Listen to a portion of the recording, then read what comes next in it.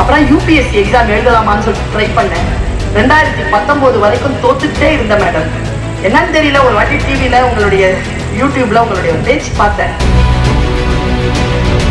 அந்த படிப்பு தான் இந்த நாடுகளுக்கெல்லாம் கூட்டிட்டு போகுது. கூடுதல் செய்தி என்ன தெரியுமா, ஒரு டிக்கெட்டை கூட என் சொந்த காசுல வாங்கினது இல்லை. நான் உன்னை ஆசீர்வதிக்கிறேன், நான் பிரார்த்தனை செய்கிறேன். என் கையில ஃபைலும் உன் கையில அந்த கிரீன் பெண்ணும் இருக்கட்டும். நான் சொல்றேங்க, சத்தியம் ஏதோ இந்த ரெக்கார்ட் ஆயிட்டு சொல்றேங்க. 10ஆம் கிளாஸ் படிக்கும் போது சொன்னேங்க, எஸ்ஐடி காலேஜை காட்டி இங்கதான் நான் வேலை செய்யறேன், இன்னைக்கு அங்கதாங்க வேலை செஞ்சுட்டு இருக்கிறேன். நான் பலமுடையவளா என்று எனக்கு தெரியாது. எண்ணங்கள் பலமுடையவை, எண்ணங்களை பலப்படுத்திக் கொள்ளுங்கள். இப்ப இருக்கிற பசங்க கிட்டங்க நம்ம ஜெனரேஷன்ல இருந்த பொறுமை இருக்கா சார்? இந்த ஜெனரேஷனுக்கு இருக்கிற மிகப்பெரிய கொடுமை என்ன தெரியுமா, நாம தான் பெரியவங்க பேச்ச கேட்ட கடைசி தலைமுறை.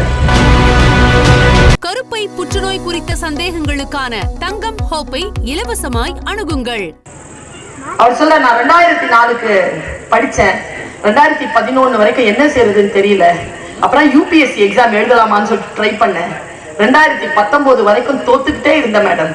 என்னன்னு தெரியல, ஒரு வாட்டி டிவியில உங்களுடைய யூடியூப்ல உங்களுடைய பேச்சு பார்த்தேன். யாரையும் பார்த்து பயப்படாத அப்படின்னு சொல்லி இருந்தீங்க. அந்த பேச்சு கொஞ்சம் ஃபேமஸ். யாரையும் பார்த்து பயப்படாதன்னு சொல்லி இருந்தீங்க. அதை படிச்சேன், அதை பார்த்துட்டேன் மேடம் நான். அப்புறமா நான் உட்கார்ந்து கான்பிடென்ட்டா படிக்க ஆரம்பிச்சேன். இந்தியாவிலேயே யூபிஎஸ் எக்ஸாம்ல 11வது இடத்தில் தேர்ந்தெடுக்கப்பட்டு இன்றைக்கு துணை கலெக்டராக, சப் கலெக்டராக இருக்கிறேன்னு சொல்ற பக்கத்துல ஒரு சொல் மாற்றுமா? யாரையாவது மாற்றும்? ஆசிரியர்கள் நானும் நீங்களும் இன்னைக்கு நான் எஸ்ஐடி காலேஜ் வேலை செஞ்சுட்டு இருப்பேன், இல்லைன்னா வேற ஏதேனும் ஒரு பதவிக்கு போவேன்.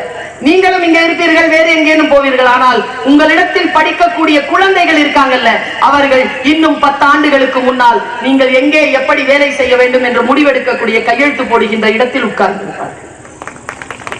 அவர்களுக்குத்தான் நாம் பாடம் எடுத்துக் கொண்டிருக்கிறோம். நம் வகுப்பில் இருக்கக்கூடியவர்கள் என்பதற்காக அவர்கள் சாமானியமானவர்கள் இல்லை, அவர்கள் குழந்தைகள் தானே, எதை வேண்டுமானும் சொல்லலாம் என்பதில் நீங்கள் முடிவு செய்து விடாதீர்கள். கவனம், கவனத்தோடு அந்த குழந்தைகளை சந்திப்பது.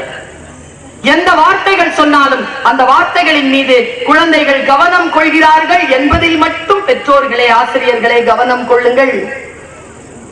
பெரியவர்கள் தவறு செய்தால் குழந்தைகள் அதற்கு பலியாகிறார்கள். குழந்தைகள் தவறு செய்தால் என்ன செய்கிறோம் அவர்களை?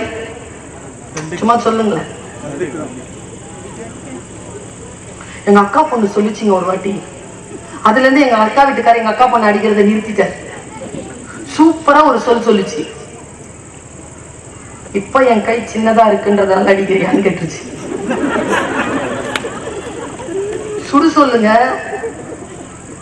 என் பையன் சொன்னான், அப்பா கோபமா இருக்கும்போது அடிக்காதீங்கப்பா. எனக்கு புரியல. ராத்திரி சோறு விட்டும் போது கேட்டேன், ஏன்டா அப்படி சொன்ன அப்பாட்ட? தப்பு செஞ்சதான், அடிக்கலாம் தான், ஆனா கோபப்படுறாருல, அப்ப கூடுதலா அடி விழுந்துருதுமா. சூப்பர்ல. கோபமா இருக்கும்போது அடிக்க கூடாது. அடிக்கணும்னு முடிவு பண்ணிட்டோமா, பிளான் பண்ணி அடிக்கணும். தப்பு டிப்புன்னு அடிச்சிடக்கூடாது. அப்படி அடிக்கின்ற குழந்தைகள், நான் இன்னொரு பைபிள் ஒரு வார்த்தை சொல்லுதுங்க, அடிக்க கூடாதுன்னு நான் சொல்றேன். பல காலமா டிவிலையும் மைக்கிலையும் யூடியூப்லயும் பேசிக்கிட்டே இருக்கிறேன். பெற்றோர்களுக்கு சொல்றேன், எங்க அம்மா என்ன எப்படி உங்களையும் அப்படிதான் வளர்த்துருக்கோம். உங்க அம்மா ஸ்கூலுக்கு ஃபெயில் ஆப்பனா என்ன சொல்லுங்க உங்க அம்மா? உங்க டீச்சர் கிட்ட லட்டு கொடுங்க, சோறு நிறைய கட்டி கொடுக்கறது கொடுங்க, அப்படியா சொல்லணும்? என்ன சொல்லணும்? தோலை. எங்க அம்மா சூப்பர், தோலை உரிச்சிருங்க, நான் வீட்டுல மிளகா பொடி போட்டுக்கிறேன், கண்ணை மட்டும் விட்டுருங்க.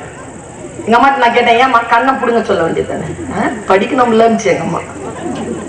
படிக்கிறதுதான் இந்த கண்ணை விட்டு வச்சிருக்கேன்னு வளர்த்துச்சுங்க எங்க அம்மா. இன்னைக்கு நான் முனைவர் பட்டம் பெற்றவர், பல்கலைக்கழகத்திற்கு கீழே பேராசிரியராக இருக்கிறேன். அந்த படிப்பு தான் இந்த நாடுகளுக்கெல்லாம் கூட்டிட்டு போகுது. கூடுதல் செய்தி என்ன தெரியுமா, ஒரு டிக்கெட்டை கூட என் சொந்த காசுல வாங்கினது இல்லை. இப்ப பேர்னாம்பேட் வந்ததுக்கும் ஃபீஸ் ஜாவித் தான் கட்டுறாரு. கற்றோருக்கு சென்ற விடமெல்லாம் சிறப்பு. என்னை போல் வர வேண்டும் என்று நான் சொல்லவில்லை. உங்கள் குழந்தைகள் என்னை விட மேலாக, உங்களை விட மேலாக வரட்டுமே. அதுதானே நம் பிறப்பின் நோக்கம். வரட்டுமே, மேல வரட்டுமே. நான் குழந்தைகளுக்கு ஒரு சவால் விடுறேன், ஓபன் டிக்ளரேஷன் கொடுக்கிறேன். பென்சில் ஆரம்பிங்க. ஸ்டூடெண்ட்ஸ் யாராவது இருக்கீங்களா? கை தூக்குங்க. சூப்பர். உங்க எல்லாருக்கும் சொல்றேன், அது இல்ல, அதுல நீங்க வர மாட்டீங்க, டிஸ்குவாலிஃபைடு. நான் சொல்ற வேற மேட்டர். நான் பென்சில் ஆரம்பிச்ச குழந்தைகளை என் வாழ்க்கைய. இன்னைக்கு என்கிட்ட இருக்கிறது கிரீன் பென். கிரீன் பென் அப்படிங்கிறது கிரீன் இங்க்ங்கிறது ரொம்ப கூடுதலான பவர். நான் இன்றைக்கு எப்படி களமாடி கொண்டிருக்கிறேன் என்று உங்களுக்கு தெரியும்.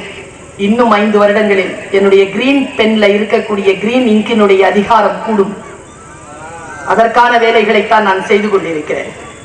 உங்களுக்கு இதை ஏன் சொல்லுகிறேன்? பொறாமைப்படுவதற்காக அல்ல. நான் 5 வருஷம் சொன்னேன்ல, நீ 10 வருஷம் எடுத்துக்க. வா, ஒரு ஃபைல் காத்து இருக்குது, ஒரு கிரீன் பென் காத்துட்டு இருக்கு. இந்த கிரீன் பென் ஒரு ஆளை தேடிட்டு இருக்கு, ஒரு ஃபைலும் ஒரு ஆளை தேடிட்டு இருக்கு. ஃபைல கையில வச்சுக்கிட்டு கதவு தட்டிட்டு உள்ள வரும்பொழுது கிரீன் பென் வச்சுக்கிட்டு நான் இருக்க போறேன்னா, ஃபைல வச்சுக்கிட்டு நான் கதவை தட்டி உள்ள வரும்பொழுது கிரீன் பென் வச்சுக்கிட்டு நீ இருக்க போறியா? நான் உன்னை ஆசீர்வதிக்கிறேன், நான் பிரார்த்தனை செய்கிறேன். என் கையில ஃபைலும் உன் கையில அந்த கிரீன் பென்னும் இருக்கட்டும். வா, ஆசிரியரால் இதைத்தானே செய்ய முடியும். நீங்கள் வர வேண்டுமே. வர வேண்டும் என்றால் நீங்கள் கல்வி கற்க வேண்டுமே. என் தாயார், என்னுடைய தாயார், என் அம்மம்மா என்னிடத்தில் சொன்ன ஒரு விஷயத்தை சொல்ற. ஒருத்தனுக்கு ரொம்ப பசிச்சுதான், கவனமா கேளுங்க. ஒருத்தனுக்கு ரொம்ப பசிச்சுதான், சாப்பாடு நான் உடனே பேர் நம்ப பிரியாணி வந்துருச்சு, மட்டன் பிரியாணி வந்துருச்சு. சூடா இருந்தது, தொன்னை இலையில சுட்டி இருந்தது, சாப்பிட்டான். தாகம், தண்ணி, ஃப்ரெஷ் வாட்டர் வந்துருச்சு, தண்ணி எடுத்து குடிச்சான். தூக்கம் வந்துருச்சு, படுக்கிறதுக்கு கட்டில் வந்துருச்சு. கை கால்லாம் வலிக்குதே, காலா கைய பிடிச்சிடுறதுக்கு தேவதைகள் வந்துட்டாங்க. காலை கைய பிடிச்சிட்டு படுத்துட்டே இருக்கான். நல்லா தூங்கிட்டான். பாவி எழுந்துச்சு உட்காடுறான். பொட்டல் காடு நட்ட நடு இடத்துல, யாரும் உதவிக்கல, ஒரு கட்டில பப்பரப்பான்னு படுத்துட்டு இருக்கான். திடீர்னு ஆயிடுச்சு அவனுக்கு மனசு. அச்சோ அப்படின்னா காத்து வரும் முன்னாடி இப்படி நின்னுச்சு. வந்துருச்சுன்னா நாய் நதி பேய் பிசாசு வந்துருச்சு. ஐயோ என்ன சாப்பிட்டுச்சுன்னா சாப்பிட்டுருச்சு. கதை முடிஞ்சது. அம்மம்மா மூஞ்சிய நான் பாக்குறேன். அம்மம்மா கதையை சொல்லிட்டு ஒரு விஷயத்த ரிவீல் பண்ணுச்சு. அவன் இது நினைச்சதெல்லாம் நடந்தது. ஏன்னா அவன் நின்று கொண்டிருந்தது கற்பகத்தரு என்கின்ற மரத்திற்கு கீழே. அந்த மரம் எதை நினைத்தாலும் அது தரும் சுல்தானா. ஆனால் ஒன்று சொல்கிறேன், இந்த உலகத்தில் நீயும் நானும் வாழும் காலத்தில் அந்த மரம் இருக்கிறதா என்று எனக்கு தெரியாது. ஆனால் அந்த மரம் இருக்கிறது ஒரு இடத்தில். நான் உனக்கு அதை சொல்லுகிறேன். அதுதான் உன் மனம். உன் மனதின் ஆழத்தில் நீ எதை நினைக்கிறாயோ இறைவன் அதை உனக்கு ஆகுமானதாக மாற்றி தருகிறான். அதனால் கவனமாக நினை என்று சொன்னார். கவனமா நினைக்கணும். நிறைய பேருக்கு, இங்க இருக்கிற எத்தனை பேருக்கு வண்டி ஓட்ட ஆசை? கார் ஓட்டுறதுக்கு ஆசை. கார் ஒரு 50 80 90ல ஆசை தானே. அந்த மாதிரி சின்ன வயசுல கனவு கண்டவங்க தான் இன்னைக்கு நிறைய பேர் டிரைவர்ஸா இருக்கிறாங்க. எங்க மிஸ் பண்ணாங்க தெரியுமா? அந்த கனவுல எந்த காரு, யாருடைய காரு யோசிக்கிறதுல டீடைலிங் வேணும். வேற யோசிச்சிடக்கூடாது, எல்லாம் தந்துருவோம். அதை வச்சு மெயின்டைன் பண்ணவே முடியாது. அதனால டீடைலிங்கா இருக்கு. நான் சொல்றேங்க, சத்தியம் ஏதோ இந்த ரெக்கார்ட் ஆயிட்டு இருக்கு சொல்றேங்க. 10ஆம் கிளாஸ் படிக்கும் போது சொன்னேங்க, SIT காலேஜ காட்டி, இங்கதான் நான் வேலை செய்யறேன். இன்னைக்கு அங்கதாங்க வேலை செஞ்சுட்டு இருக்கிறேன். எண்ணங்கள் பலமுடையவை. நான் பலமுடையவளா என்று எனக்கு தெரியாது. எண்ணங்கள் பலமுடையவை. எண்ணங்களை பலப்படுத்திக் கொள்ளுங்கள். அந்த பலத்தோடு எதை வேண்டுமானாலும் வாசியுங்கள். எதை வேண்டுமானாலும் வாசியுங்கள். பல நேரங்களில் நான் பல விஷயங்களை வாசிக்கிறேன். இப்ப நான் பைபிள்ல ஒரு விஷயத்தை வாசிச்சேன். இப்ப அப்பா கிட்ட சொல்றேன். நான் உங்க அப்பா மாதிரி நிறைய பேர் வந்திருக்கிறீங்க. இப்ப இருக்கிற பசங்க கிட்ட, இவருக்கு 4 பிள்ளையா? இப்ப இருக்கிற பசங்க கிட்டங்க நம்ம ஜெனரேஷன்ல இருந்த பொறுமை இருக்கா சார்? இல்லை. இப்படிதான் உங்க தாத்தாவும் சொன்னார். இல்லை. சரி, இந்த ஜெனரேஷனுக்கு இருக்கிற மிகப்பெரிய கொடுமை என்ன தெரியுமா? நாம தான் பெரியவங்க பேச்ச கேட்ட கடைசி தலைமுறை. இந்த நண்டு சிண்டு வாண்டு பேச்செல்லாம் கேட்க தொடங்கி இருக்கிற முதல் தலைமுறை. அதுங்க பேச்செல்லாம் நம்ம கேட்க வேண்டியதா இருக்கு. சொல்லட்டுமா? ஒரு மிக நுட்பமான ஒரு விஷயத்த சொல்றேன். இன்னைக்கு இருக்கிற குழந்தைகளுக்கு விட்டமின் கே ரொம்ப இருக்குது. கொழுப்பு டூ மச். அதுக்கு காரணம் அம்மா அப்பா கொடுக்கிற விட்டமின் எம், மணி, துட்டு. இது வரைக்கும் சுமாரா என்ன பார்த்துட்டு இருக்கிற பையன் இப்ப சொல்றான், இதெல்லாம் எதுக்கு சொல்ற? நல்லா ஒழுங்கா தான் பேசிட்டு இருந்த, பேசிட்டு போயிதே. விட்டமின் எம் கொடுக்கறோம். எங்க ஒரு வாட்ச் போடுறதுக்கு எவ்வளவு வயசாச்சு நமக்கு? ஆக லக்ஸுரியான விஷயமே இந்த ஹீரோ பெண்ணுக்காக அலைவோங்க நாங்கெல்லாம். ஒரு ஹீரோ பெண் செருப்புங்க காலில் ஒரு இந்த அப்பா செருப்பு கடையே வச்சிருப்பாரு. நமக்கு செருப்பு கொடுக்க மாட்டாருங்க. புது செருப்பு எடுத்து 3 வருஷம் அருந்து தேஞ்சு அது அழும். அதுவும் எப்படி தெரியுமா கொடுப்பாரு? அறாத செருப்பா கொடுப்பாரு. 10 வருஷம் போட்டாலும் அறாத செருப்பா கொடுப்பாரு. தேஞ்சிதான் இருக்கும். சொல்லட்டுமா? இன்றைய குழந்தைகளுக்கு நிறைய செலவு செய்யுது. கொஞ்சம் குறைச்சிக்கலாமா? ஒரு இடத்துல பஸ்ஸரை அழுத்திருங்க. இந்த தங்கை சொல்லி தருகிறேன், இந்த அக்கா சொல்லி தருகிறேன், இந்த தாய் சொல்லி தருகிறேன். 100 விஷயம் கேட்குது அவங்க புள்ள. 75 விஷயத்துக்கு நோ சொல்லுங்க. 25 விஷயத்துக்கு பார்க்கலாம்னு சொல்லுங்க. 5 விஷயத்த மட்டும் செஞ்சு கொடு. இம்யூனிட்டி வளருங்க. நான் காலேஜ் டீச்சருங்க. நீங்க நோ சொல்லி வளர்க்காததுனால வெளியில யாராவது நோ சொன்னா உடஞ்சு போயிடுறாங்க எங்க பிள்ளைங்க. நோ சொல்லி வளருங்கள் என் பெற்றோர்களே. நேச்சர் இருக்குல்ல, நேச்சர் சொல்லி வளருங்க. இயற்கையின் பலத்தை பிள்ளைகளுக்கு சொல்லுங்க.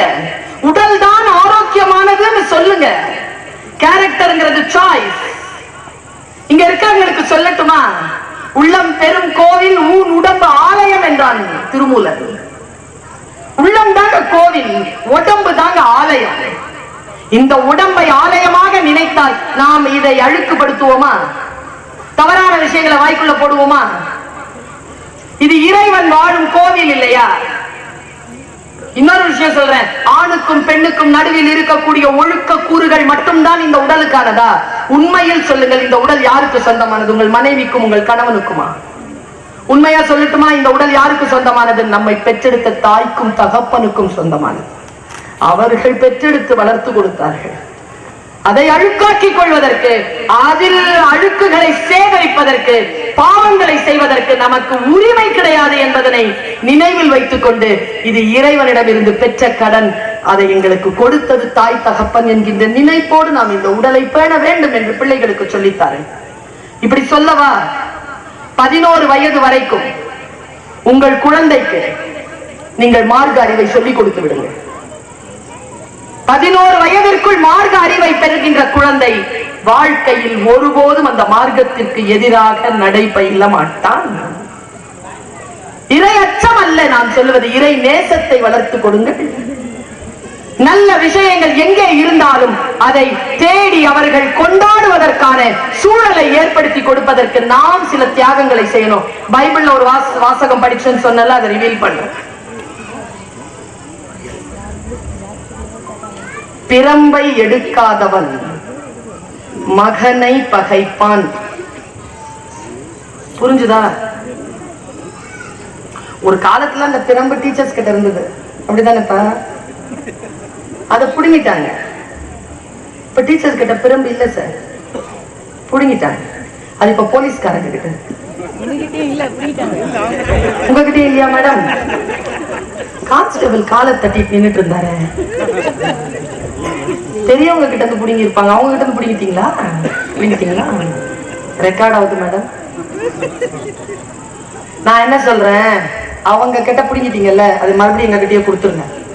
மறுபடியும் அது உங்ககிட்ட வரவே வராது. நாங்கள் கண்டித்து வளர்த்துக் கொள்கிறோம்.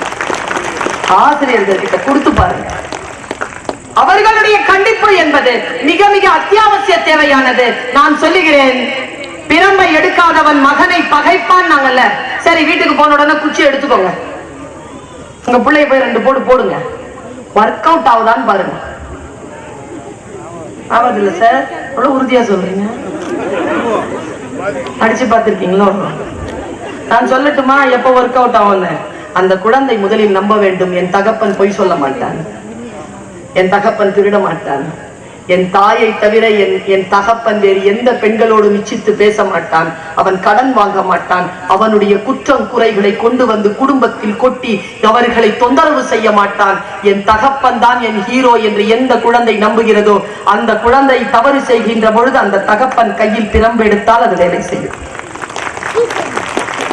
நாம் முன்னுதாரணமாக அந்த குழந்தைக்கு இருக்க வேண்டும் என்பதற்காக சொல்லுகிறேன். சாதாரணமானதுல ஸ்மார்ட்டா வளர்த்தெடுங்க பிள்ளைகளை. ஸ்மார்ட்டா வளர்க்கறதுன்னா என்னது?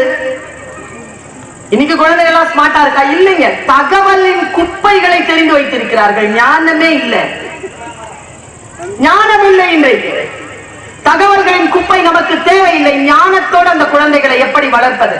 நான் ஒரு சின்ன சூசகமா ஒரு விஷயத்தை சொல்லிட்டு போறேன். பரீன் சுல்தானா ஏதாவது சொன்னா டேக்அவே இருக்கும் தானே, வீட்டுல போய் யோசிப்பீங்க தானே. இன்னொரு சொல்லிடுறீங்க, இந்த விழாவுக்கு யாரெல்லாம் கணவன் மனைவியாக 2 பேருமாக சேர்ந்து வந்தீர்களோ அவர்களுக்கு என்னுடைய வாழ்த்தும் என்னுடைய நன்றியும் என்னுடைய பாராட்டு. கைத்தட்டல் கொஞ்சமா வருதுன்னா என்ன அர்த்தம்?